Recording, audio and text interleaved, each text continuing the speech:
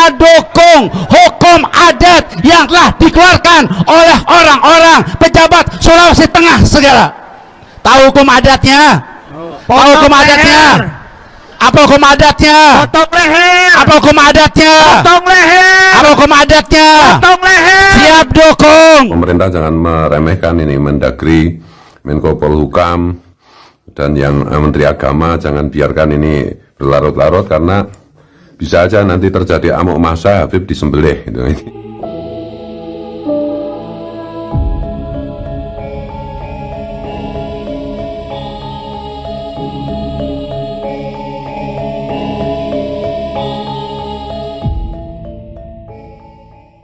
Tidak boleh kita biarkan seorang pun untuk menghina ulama, mengkerdilkan ulama, menjatuhkan martabat para ulama. Kenapa? Karena ulama adalah simbol Islam.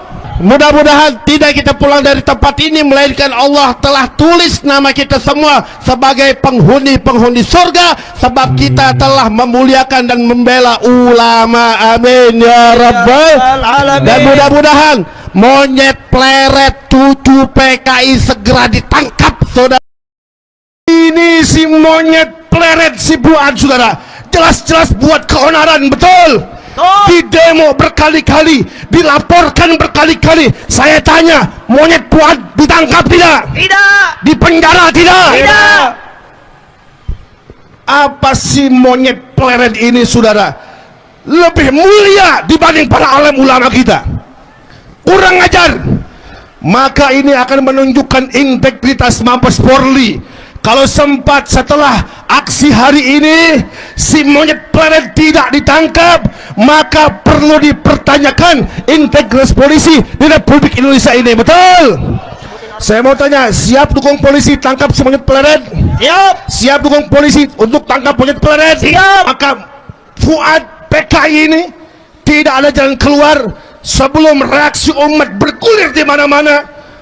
Maka kita minta kepada Mabes Polri untuk segera tangkap monyet Fuad PKI. Kalau kita sudah dukung kepolisian, kemudian tidak diproses dan dipenjarakan, maka pilihan kita yang kedua, kita dukung hukum adat yang telah dikeluarkan oleh orang-orang pejabat Sulawesi Tengah segala. Tahu hukum adatnya? Tahu hukum adatnya? Apa hukum adatnya? Potong leher. Apa hukum adatnya? Potong leher. Apa hukum adatnya? Potong leher. Siap dukung. Assalamualaikum, salam sejahtera untuk kita semua. Om Swastiastu, Namo Buddhaya, Rahayu, Rahayu, Rahayu, Salam, Salam Pancasila, Merdeka.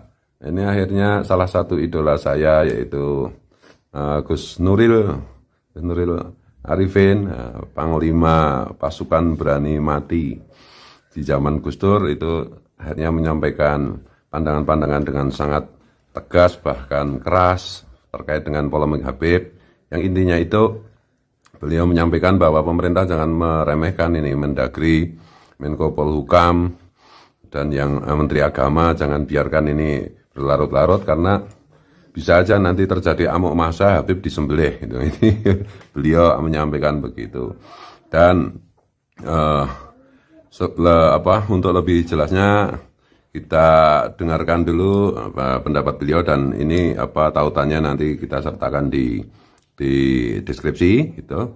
Bagaimana beliau dengan sangat jelas dan tegas menyampaikan pandangan beliau mengenai polemik Habib ini yang sudah mulai berbahaya untuk kebangsaan kita karena perilaku mereka para Habib itu yang makin lama makin tidak terkendali. Kita dengarkan dulu, ini saya percepat suaranya biar lebih ringkas, lebih hemat pakai data. Lagi GNU justru ada sesuatu yang belum selesai tentang Habib Lutfi ini. Ada ketemu pasti, insya Allah orang NU udah nggak gampang ngawur-ngawuran nggak. Sabar, NU itu tidak sekali itu, mas kakinya masih dipakai ngaleh. Diketok gitu, udah mana diketok masih ngalah. Jangan gitu toh, Gusti Allah yang gawe saya aja, bapak saya, ibu saya ngasih makan saya aja nggak pernah gedok gitu, ngalah. Alih. Tapi kalau sudah 3 kali, jangan tanya. Orang Jawa itu, Indonesia tinggal di Pulau Jawa itu, orang harus tahu separuh negaranya adalah gunung berapi. Artinya ini mempengaruhi psikologi rakyat Indonesia. Jadi mudah terbakar dan panas. Untung terbelah dalam pulau-pulau, jadi masih ada air, gampang diredam. Ada panasnya. Tapi kalau apinya sudah membara, airnya udah nggak ada, ngamuk mesti. Ya, kalau ngamuk, Habib itu bisa disembelih itu. Jangan dihapus saya ngomong Habib yang double tidak ada keturunan dengan Nabi itu bisa disembelih itu. Iya. Jangan lupa tuh, bapak saya yang tukang nyembelih PKI dulu. Karena kakak saya kiai semua itu baik di Jawa Timur. Dia nyembelih PKI itu banser dulu tuh. Meskipun PKI-nya ketika mau disembelih bilang Allahu Akbar tetap sembelih. Urusan Allahu Akbar urusan dia dengan Allah, tapi urusan PKI karena melanggar konstitusi, urusan negara, ya berlaku hukum negara gitu loh. Jadi Habib ini jangan seolah. Kalau saya mengatakan agak kasar, janganlah. Kamu ini siapa? Nggak ada sejarahnya. Habib itu jago perang nggak ada. Mau negaranya perang aja nggak pernah menang kok. Negaramu itu sampai hancur kayak gini. Negara Arab yang hebat diperjuangkan oleh kemenangan perang salib oleh Salahuddin Al-Ayyubi yang menerkenalkan selawat Badar, yang menerkenalkan selawat Barjanji, yang menerkenalkan selawat Burda. Sayyidina pengarang, pemenang, pahlawan Salahuddin Al-Ayyubi aja tidak kamu hormat. Ketika keluarga Rasul sekian ribu dihabiskan, anak-anak cucunya dalam perang Karbala dibunuh semua. Kamu nggak berbuat apa-apa. Tapi sekarang kamu karena mendapatkan keuntungan dengan klaim keluarga Nabi, kamu mendapatkan rezeki. Tapi ingat loh, Nabi pernah mengatakan berdoa agar keluarganya itu dalam pas-pasan, kalau tidak boleh dikatakan miskin. Lah kalau kalian kemudian berpoya-poya, berharta benda, berkaya raya, nuti siapa? Ngaku cucunya tapi tidak ngikuti datuk neneknya, moyangnya. Nah, bagaimana ini kan sama dengan bakar sate di sono, panggangnya di sini. Bisa matang apa enggak? Enggak matang. Ingat loh. Satu hal lagi, kenapa ini ribut tiba-tiba? Itu karena dimanfaatkan oleh kepentingan politik. Oleh sebab itu saya mengatakan Mendagri, Menko Polhukam, Menteri Pertahanan, Kapolri harus tegas. PGN siap, pendekar Garuda Jatmi juga siap di belakang. Patriot Garuda Nusantara saya sebagai senopatinya siap. Kalau misalnya TNI nanti dikatakan melanggar HAM karena memukul atau apa kepada mereka yang kurang ajar dan kemudian suka mendiskreditkan pemerintah, mendukung pemerintah, membuat keonaran, PGN siap berada di depan. Tanpa dibayar. Udah lama yang membuarkan FPI saya. Lalu diakomodir oleh Presiden. Presiden kupingnya mendengar omongan rakyatnya. Maka sekali lagi saya minta Bapak Presiden tolong turun. Mengatasi persoalan ini nggak bisa hanya sepotong-sepotong. Dunia sudah merasakan betapa hasil pengetahuan itu demikian hebat. Maka kalau melihat siapa dia, jangan melihat jarene, apalagi jaraknya sudah 1600 tahun. Ada yang fase. Jadi Rasulullah berpuasa terakhir. Seperti ini nih, saya contohkan. Rasulullah pernah sudah puasa terakhir. Dianggapnya ini puasa terakhir. Tapi ternyata setelah asar, ada orang Badui datang tergopoh-gopoh kepada Rasul dan mengatakan, saya melihat hilal.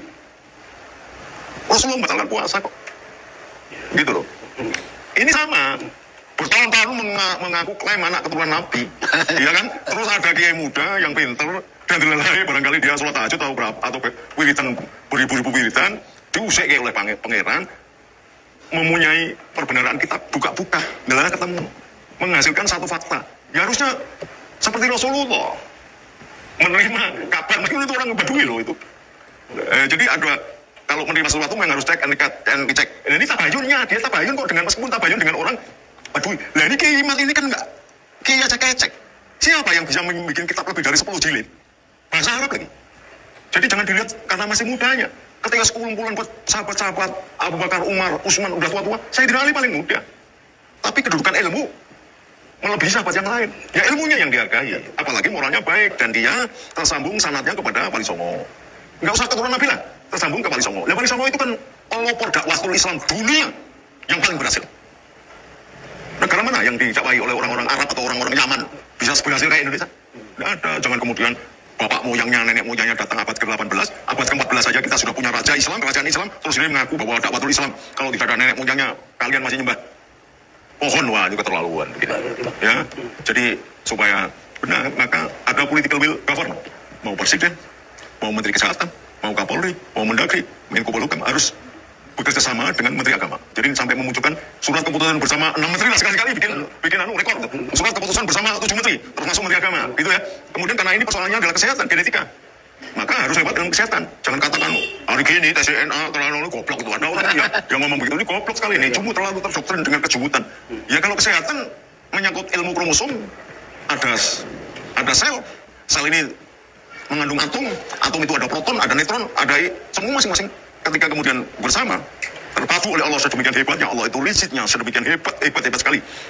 Allah itu sampai mengendus karena menjaga kemurnian keturunan Nabi dan Rasulnya, maka genetika sejak Nabi Ibrahim itu akan memiliki mereknya sama.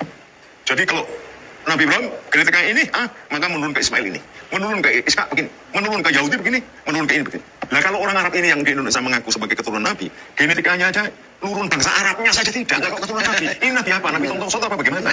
Ya ini jadi saya pernah ngaji di Kiai saya di Madura. Cum al khaya'u minal iman, buat malu.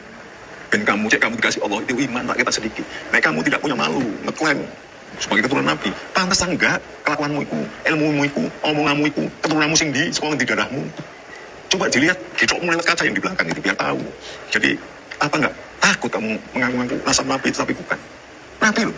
Kayak aku anak Jokowi masih bisa bayangkan apa anak Pak Harto bisa. Jadi cek menungso ini sudah menungso yang disempurnakan oleh Allah. Yang paling paripurna itu Rasulullah Muhammad SAW. Masalahnya Habib itu panggilan Allah kepada Nabi. Artinya kasih Allah sebagai padanan dari Qalilullah gitu loh. Panggilan kepada Ibrahim Qalilullah. Dan Nabi Ishak aja tidak bergelar Qalilullah kok. Nabi Ismail tidak dipanggil Qalilullah. Masa ini Nabi Muhammad bergelar Qalilullah, bergelar Habibullah. Sayyidatina Fatimah tidak bergelar Habibullah. Anak cucunya tidak bergelar Habibullah. Sayyidina Hasan Babsyan. Ya kan? Lah kok ini orang-orang tiba-tiba bergelar Habib? Habib itu artinya kasih, sayang. Jadi kalau saya memanggil Kiai Nawawi, ya Habibi, itu artinya saya sayang sama kamu sebagai saudara, sebagai bapak, sebagai anak, sebagai santri. Lah kalau salah ucap kemudian ya Habibi, memangnya kita homosek apa? Laki-laki mengundang laki-laki sayang. Lah ini perlu diketahui nih orang-orang. Habibi, panggilan Habibi itu ditujukan bapaknya orang Arab sana kepada anak, kepada istri. Seorang ibu kepada anak, kepada suami, kepada saudara, ya Habibi. Bukan sembarangan ya Habib, ya Habib. Kalian ini apa nggak takut? Umatnya Nabi Lut jadi laknat oleh Allah karena gara-gara perhabiban ini. Jangan sampai Indonesia kemudian jadi dilaknat oleh Allah karena melakukan kelakuan yang sama dengan umatnya Nabi Lut. Betul ini. Oke, membahas Habib ini nggak akan selesai. Sejam 2 jam nggak akan selesai. Nanti akan berjalan terus. Karena sudah bertahun-tahun. Ini kesalahan NU. Waktu itu ulamanya terlalu lembut sehingga tidak mengambil keputusan yang baku. Nah sekarang PBNU namanya gamang. Sono sini nggak bisa. Ketika ada dua pendapat, Anda harus tabayun keduanya dan menentukan tahkim. Yang salah yang mana, yang benar yang mana. Bahwa yang salah tidak boleh menghina yang salah tidak boleh menghina yang benar tidak boleh menghina yang salah. Apalagi yang salah, maka itu persoalan lain. Tapi persoalan keterhubungan dengan Nabi itu penting. Itu bukan karena benci. Loh kalian namanya petani aja kalau nyantri di tempat saya nggak bayar kok makan minum tidur nggak bayar dikasih duit lagi. Apalagi ada hubungannya. Jadi mau tolong biasa saja. Jangan kamu makan dengan menipu. Kalau belum jelas kriteria nasabmu, kamu mengklaim sebagai keluarga Nabi, itu sekurang-kurangnya hukum harta yang kamu peroleh adalah subhat. Halal tidak, haram tidak. Ya, saya bukan benci. Tetapi mbok ya duduk bareng, jangan lewat video kono gini kono. Dan semakin rusak, semakin nggak gagain nanti kalau sudah marah, lain lo persoalannya. Saya ngomong gini sekaligus memberikan harapan dan himbauan kepada Kapolri. Kapolri jangan mandang ini sepele. Panglima TNI jangan pandang ini sepele. Mendagri jangan pandang ini sepele. Menko Polhukam jangan pandang ini sepele. Menhankam jangan pandang ini sepele. Ini penting. Demikian mengakar. Bapak saya mati karena berjuang. Bapak saya sebagai Panglima Pemusik Jenderal Malabi, Jenderal Nelson. Lalu masih dibohongi dengan mereka-mereka yang mengaku sebagai keluarga Nabi. Padahal kedatangannya adalah menjadi anaknya Belanda, menjadi kodinya, menjadi pemimpin agama bikinan Belanda. Bahkan mefatwakan pertempuran kemerdekaan adalah yang dikatakan sebagai jihad itu adalah haram. Ini kan kebalik-balik. Saya patriot, saya cinta tanah air, saya bela Indonesia ini dengan nyawa saya. Bahkan sekarang sudah saya wakafkan nyawa saya. Saya pengen mati. Bukan di tempat tidur, tapi membela agama. Kemudian keturunan Nabi dan negeri ini Indonesia. Jadi jangan main-main ya. Ini belum semua loh, belum semua ngamuk loh. Kalau semua ngamuk, nggak bisa itu polisi ngatasi. Nggak bisa ngatasi itu tentara. Kalau sudah perang horizontal, semuanya angkat senjata, bambu runcing. Semua angkat senjata karena capek sudah mendengarkan omongan para habib yang kurang ajar ini. Nanti kita bahas lagi sesi yang barangkali penghinaan kepada Nabi Muhammad. Habib itu sudah menghina Nabi Muhammad dan Allah. Ada, saya punya data. Nanti kita bahas lagi. Marilah kita berdiskusi, menemukan titik temu. Sudahlah, yang kenceng kenduk. Yang kenduk kenceng sedikit, jadi harmoni, ada musiknya. Okay? Jangan ngeyel, mundur isin. Kalau kebenaran. Kulil haqqa wal kana muron. Jangan kemudian, ya sudah, Bapak yang sampai menikmati rental ekonomi akibat klaim sebagai keluarga duriah Nabi. Padahal duriah Nabi cuma 5 yang disucikan. Yang lain duriah, tapi tidak disucikan. Yang disucikan ada 5. Likom satun utuh biha harul baba il hatimah al musabah wal murtado wa ibnahuwa wal fatimah. Maka Sunan Gunung Jati bikin adoman. Sudah nyuwun gandul Gusti Rasul nyuwun gandul ing panase pagebleke dunyane Gusti Nabi Gusti Ali putra garwa muga-muga dosa kula 30. Jadi alubati ya Gusti Rasul Gusti Ali kedua putunya wa ibnahuwa wal fatimah. Yang lain itu enggak. Bukan alubati yang disucikan ya, yang dijamin surga ya. Yang lain enggak. Makanya pada waktu itu ada Rugaya di sampingnya. Lalu bagaimana ya Rasul dengan saya? Engkau menjumlatil solekah, tapi bukan alul. Padahal itu istri Rasul. Ya begitu ya.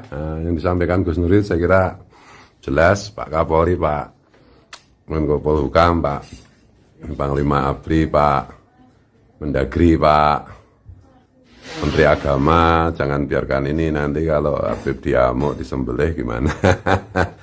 Wallahu al-muwaffiq ila aqwamit thoriq. Allahumma sholli wa sallim wa barik ala sayyidina Muhammad wa ala alihi wa sahbihi wa dzurriyyati ajmain fi kulli waqtin lahin. Assalamualaikum, salam Pancasila, merdeka.